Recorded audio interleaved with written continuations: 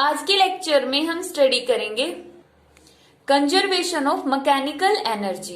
Conservation of mechanical energy, जो mechanical energy वो क्या होती है, kinetic energy plus potential energy.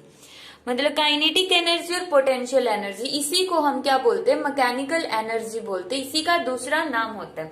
अब कंजर्वेशन का मतलब क्या होता है कि ये जो सम होगा kinetic energy plus potential energy का, वो हमेशा क्या रहेगा, सेम रहेगा, कांस्टेंट रहेगा।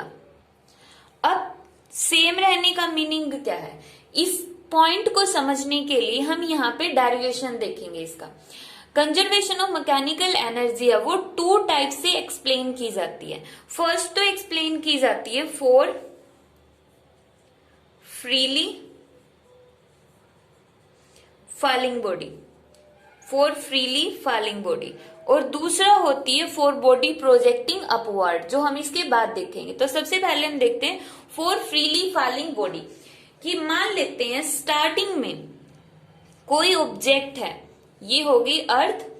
अर्थ के सरफेस से हमने उस ऑब्जेक्ट को मान लिया एट पोजीशन ए पोजीशन पर है, और उसकी अर्थ के सरफेस से हाइट कितनी है, h। इस ऑब्जेक्ट को हमने अर्थ के सरफेस से यहां पर ऐसे पकड़ के खड़े हो गए हम, जैसे कोई बिल्डिंग वगैरह है, उस बिल्डिंग पर हम चढ़ के ऐसे किसी भी ऑब्जेक्ट को पकड़ा और खड़े रहे। तो अब इसकी हाइट कितनी है, इसके अर्थ से इस ऑब्जेक्ट की हाइट है h, और ऑब्जेक्ट को हमने पकड़ के रखा, मतलब ऑब्जेक्ट क्या है, रेस्ट में है। अब रेस्ट में है तो काइनेटिक एनर्जी का फॉर्मूला क्या होता है, हाफ एम वी स्क्वायर, तो वो तो कितनी हो गई, 0 हो गई। बट अब जो इसकी पोजीशन है, इस ऑब्जेक्ट की पोजीशन की वजह से इस ऑब्जेक्ट में कितनी पोटेंशियल एनर्जी होगी, पोटेंशियल एनर्जी होगी mgh, क्योंकि h हाइट पर है तो इसकी पोटेंशियल एनर्जी हो गई mgh। इसको हम यहाँ पे लिख लेते हैं। ये तो इसकी टोटल एनर्जी कितनी होगी, टोटल मैकेनिकल एनर्जी क्या होगी, total mechanical energy means kinetic energy plus potential energy, दोनों का सम कितना होगा यहाँ पे mgh। तो टोटल एनर्जी हो गई mgh। अब हमने उस बॉडी को इतनी हाइट से हमने पकड़ के रखा था, फिर हमने उसको छोड़ दिया, तो जैसे ही बॉडी को छोड़ेंगे वो ऊपर से एकदम गिरेगा और धीरे धीरे नीचे जा रहा होगा ऐसे। अब मान लेते बीच की पोजीशन, जब इस बॉडी को हमने छोड़ा और ये ऐसे नीचे गिर रहा, तो ये पोजीशन हमने मान ली, जब वो बीच में, एग्जैक्ट नीचे नहीं गिरा, अभी तक वो बीच में ही है और मूव कर रहा है, तो हमने बस बीच की पोजीशन मानी, मान लिया एट पोजीशन बी। जब ये बॉडी यहां तक आ चुकी है मूव करती करती, कितनी डिस्टेंस नीचे आई, x डिस्टेंस, तो ये वाली डिस्टेंस कितनी बच गई अब, h माइनस एक्स। तो अब हम देखते हैं एट बी पोजीशन के ऊपर उसकी काइनेटिक एनर्जी कितनी होगी। अब देखो बी पोजीशन पर पार्टिकल मोशन में है, तो हम उसकी काइनेटिक एनर्जी को इग्नोर नहीं कर सकते। काइनेटिक एनर्जी होगी हाफ एम वी स्क्वायर। अब v की वैल्यू कितनी होगी हमें नहीं पता, तो v की निकाल लेते। v की वैल्यू निकालने के लिए equation of motion, third equation of motion का यूज करेंगे हम। इसका v की वैल्यू निकालना चाहते, इनिशियल कितनी थी उसकी, इस पार्टिकल की यहाँ पे इनिशियल स्पीड कितनी थी, 0 2a। एक्सीलरेशन कितना, अर्थ की तरफ गिरा, फ्रीली फॉल हो रहा, फ्रीली फॉलिंग है ना, फ्रीली फॉलिंग है, तो a की जगह gs, तो v स्क्वायर की जगह क्या आ गया, twice of gs।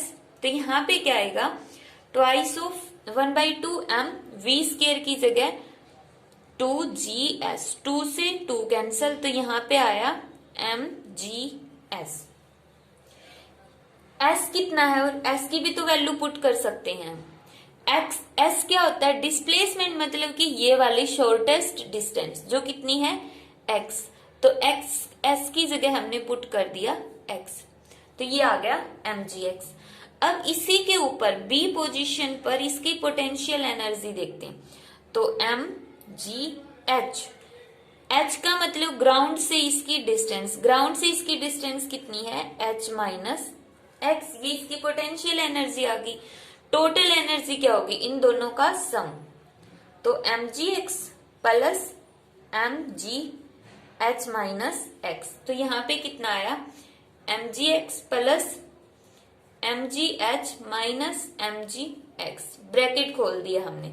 M G X से एम जी एक्स कैंसिल, तो यहाँ पे बच गया एम जी एच। इसको इक्वेशन फर्स्ट मानो, इसको इक्वेशन सेकंड मानो। फिर मान लेते हैं कि ये जो बॉडी है वो ग्राउंड को टच करने ही वाली है, बिल्कुल ऐसे ग्राउंड के नजदीक है, क्योंकि देखो ग्राउंड पे गिर गई तो ये एकदम से गिरते ही क्या होगा, रेस्ट में आएगी। चलो थोड़ा सा मान लो कि बाउंस बैक कर भी गई, बट वो हम यही मानते कि वो एकदम से रेस्ट में आ गई ग्राउंड पे गिरते ही, तो इसलिए हम थोड़ा सा पहले की पोजीशन मानते। एक तरह से हम इसको यही बोलेंगे कि at the surface of ground, but actual में जब हम ये डेरिवेशन करेंगे तो एग्जैक्टली ग्राउंड से बिल्कुल थोड़ा सा पहले मानेंगे, तो एट पॉइंट सी। तो यहाँ पे जो h होगा C पोजीशन के लिए, जो h है लगभग 0, h की वैल्यू ये थी, रिड्यूस होके h माइनस एक्स हो गया, और ज्यादा रिड्यूस होके एट C के ऊपर h कितना हो गया, 0। तो यहाँ पे पोटेंशियल एनर्जी कितनी आ गई, mg मल्टीप्लाई बाई 0, 0। और काइनेटिक एनर्जी किसके इक्वल आ गई, हाफ m v स्क्वायर। अब v की वैल्यू हमें फिर से नहीं पता, तो यहाँ पे v की वैल्यू कितनी होगी, निकाल लो, v square minus you square twice of as, v square. अब u इनिशियली कितना था, यहाँ पे u इनिशियली था 0, इनिशियल पोजीशन यहाँ थी ना, तो यहाँ पे इसकी स्पीड थी 0, a की जगह g, s डिस्प्लेसमेंट a से इसको यहां तक की जो डिस्प्लेसमेंट है वो कितनी है, लगभग h है, तो यहाँ पे हम कर देंगे h। तो v स्क्वायर की वैल्यू कितनी आ गई, 2gh। तो यहाँ पे पुट करो 2gh, ये हमने इस तरह से सोल्व कर ली। 2 से 2 कैंसिल, तो यहाँ पे कितना होगा, mgh। टोटल एनर्जी कितनी होगी, दोनों का सम भी कितना है, mgh। तो इक्वेशन इसको थर्ड मानेंगे। तो अब देखो, जब पार्टिकल हमने ए पोजीशन पर लिया तो भी उसकी टोटल एनर्जी mgh, बी पर लिया तो भी उसकी टोटल एनर्जी mgh, सी पर लिया तो भी उसकी टोटल एनर्जी mgh। यही क्या होता है, conservation of mechanical energy, means total energy same रहेगी। काइनेट यहाँ पर पूरी की पूरी ए पोजीशन पर पूरी की पूरी एनर्जी क्या थी, पोटेंशियल एनर्जी, काइनेटिक 0 थी, तो टोटल एनर्जी mgh बनी थी। बट बी पर देखो, पार्टिकल नीचे की तरफ मूव कर रहा है, काइनेटिक एनर्जी 0 से बढ़ गई है, 0 से कितनी हो गई, mgx, बट पोटेंशियल एनर्जी इसकी क्या हो गई, डिक्रीज होकर इतनी हो गई है। तो इसका मतलब ये है कि यहाँ पे टोटल एनर्जी सेम रहेगी, बट एक फॉर्म ऑफ एनर्जी दूसरी फॉर्म में कन्वर्ट हो जाएगी। बस कंजर्वेशन का मीनिंग है कि एनर्जी को हम ना तो क्रिएट कर रहे हैं ना डिस्ट्रॉय कर रहे हैं, बट उसकी एक फॉर्म को दूसरी फॉर्म में कन्वर्ट कर रही है। यहाँ पर हमने यही चीज देखी है। अब ये तो था फ्रीली फॉलिंग के केस में। अब हम देखते वो वाला केस जिसमें एक बॉडी को हम अपवर्ड डायरेक्शन में प्रोजेक्ट करते, इसका सेकेंड डेरिवेशन। सेकेंड केस है वर्टिकली अपवर्ड प्रोजेक्टेड बॉडी, कि कोई भी बॉडी पहले ए पर थी, उस बॉडी को हम ले गए सी पोजीशन के ऊपर, और इसकी ए से जो डिस्टेंस है वो है h। तो अब देखो इसको हम सोल्व करेंगे। अब की बार बॉडी को हम ऊपर की तरफ लेकर गए, ना कि नीचे की तरफ। बॉडी पहले ए पर थी और वहां से हम h हाइट पर ऊपर ले गए। तो सबसे पहले हम देखते हैं एट ए पर हमने देखा, तो ए पर स्टार्टिंग में हमने कैलकुलेट की उसकी पोटेंशियल एनर्जी। पोटेंशियल एनर्जी ए ग्राउंड पर है तो कितनी होगी, mg मल्टीप्लाई बाई 0, हाइट 0 है ग्राउंड पर तो 0। काइनेटिक एनर्जी कितनी होगी, half m v square. v क्या है, v वो वेलोसिटी है जिस वेलोसिटी के साथ हमने इस बॉडी को ऊपर की तरफ प्रोजेक्ट किया हुआ है, तो वो हो गया हाफ m v स्क्वायर। अब टोटल एनर्जी किसके इक्वल आ गई यहाँ पे, हाफ m v स्क्वायर। इसको मानो इक्वेशन फर्स्ट। अब सिमिलरली हम देखते हैं एट पोजीशन बी। अब बी कहाँ पर है, वही कोई पोजीशन होगी जो बीच में होगी। अब इसकी मान लिया ए से जो डिस्टेंस है वो है x। अब जैसे ये बॉडी ऊपर की तरफ हम थ्रो कर रहे हैं, ये ऊपर की तरफ आएगी, तो यहां से ऊपर की तरफ आते हुए हमने ये वाली पोजीशन मान ली, फिर बॉडी ऊपर आ गई। तो हम देखते हैं एट बी के ऊपर, बी पर पोटेंशियल एनर्जी कितनी होगी, एम जी। अब देखो इसमें पोटेंशियल एनर्जी कितनी है, एच की वैल्यू एक्स, काइनेटिक एनर्जी कितनी होगी।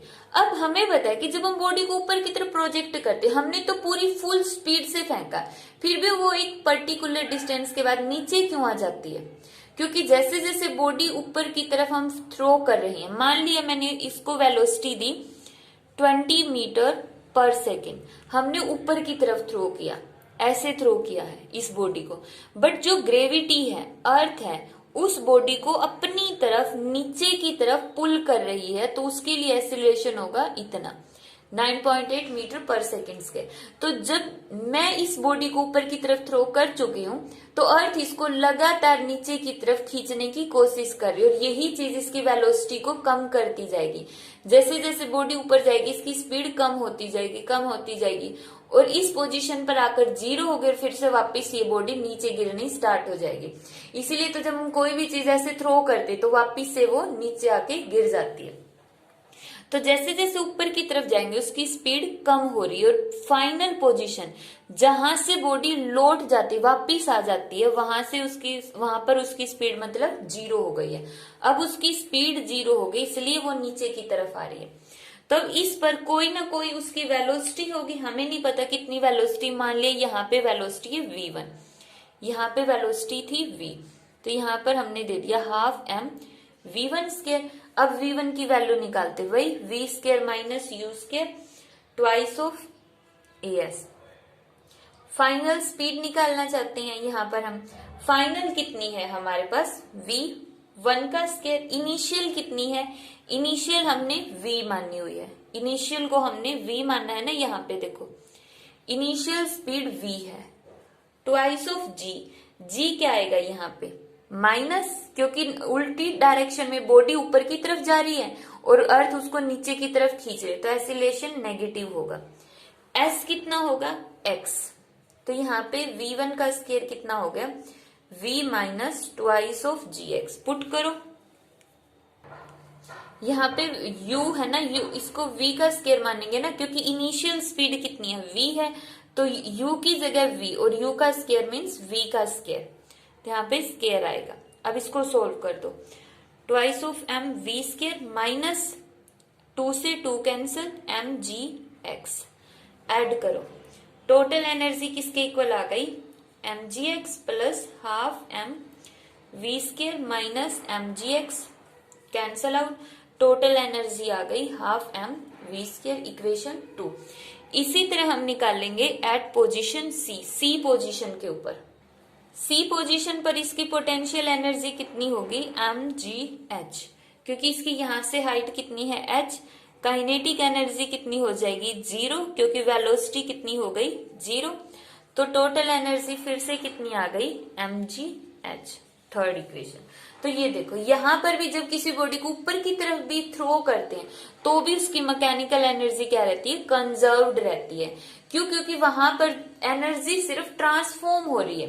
काइनेटिक से कहां पर ट्रांसफर हो रही है, वो धीरे धीरे करके पोटेंशियल में, काइनेटिक ज्यादा थी पोटेंशियल 0 थी, लेकिन बीच में क्या हो गई, kinetic energy half M V square से थोड़ा सा घट गई है, कितना डिक्रीज हो गई एम जी एक्स, और ये एम जी एक्स एनर्जी कहां पर चली गई, पोटेंशियल एनर्जी में, मीन्स यहां पर भी एक एनर्जी दूसरी एनर्जी में कन्वर्ट हो रही है, ना कि एनर्जी डिस्ट्रॉय हो रही है। तो इस तरह से आज हमने देखा कंजर्वेशन ऑफ मैकेनिकल एनर्जी।